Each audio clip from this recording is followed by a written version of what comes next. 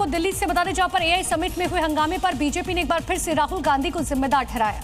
तो भाजपा ने राहुल गांधी की तुलना 2020 दंगे के आरोपी उमर खालिद से करते हुए दिल्ली भाजपा ऑफिस के बाहर एक पोस्टर लगाया, जिसमें लिखा कि अराजकता का तरीका एक, बस देश विरोधी चेहरे बदलते रहते हैं।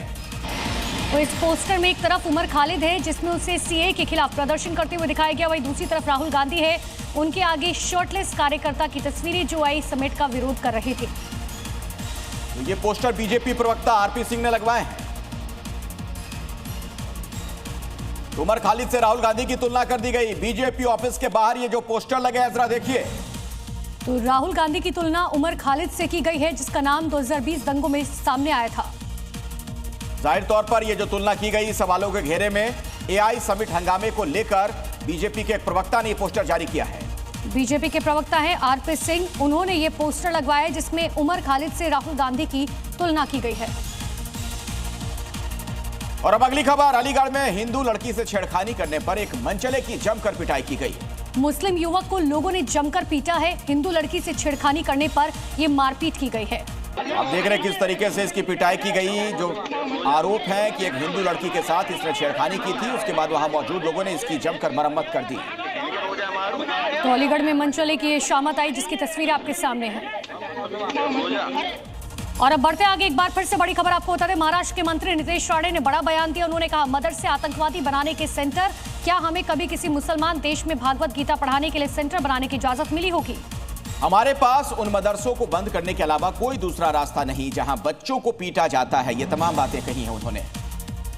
ये मदरसे जो है ना, ये आतंकवादी तैयार करने के अड्डे, इसमें शिक्षा और इसका कुछ संबंध नहीं। तो इन मदरसों के अंदर इस तरीके के अगर लोगों बच्चों को मारा जा रहा होगा तो इनको बंद करने से दूसरा पर्याय नहीं है। और मैं जिस जिधर का गार्डियन मिनिस्टर हूँ, यहाँ तो आप देखिए आगे जाके क्या होता है।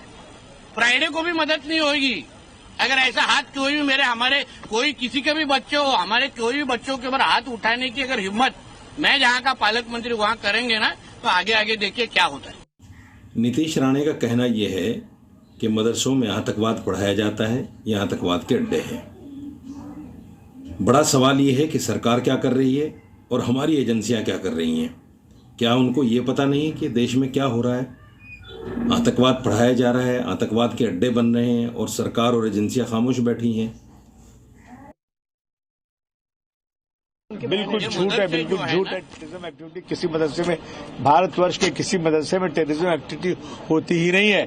अगर उनको चाहिए तो एक मदरसे में या 10 मदरसे में सीसीटीवी लगा दो और वहाँ एक कमरा भी दिला देंगे आपको, खाने का भी दिला देंगे आपको, वहाँ रहो और चेक करो। मैं दावे से कह सकता हूँ ऐसी कोई एक्टिविटी मिलेगी ही नहीं।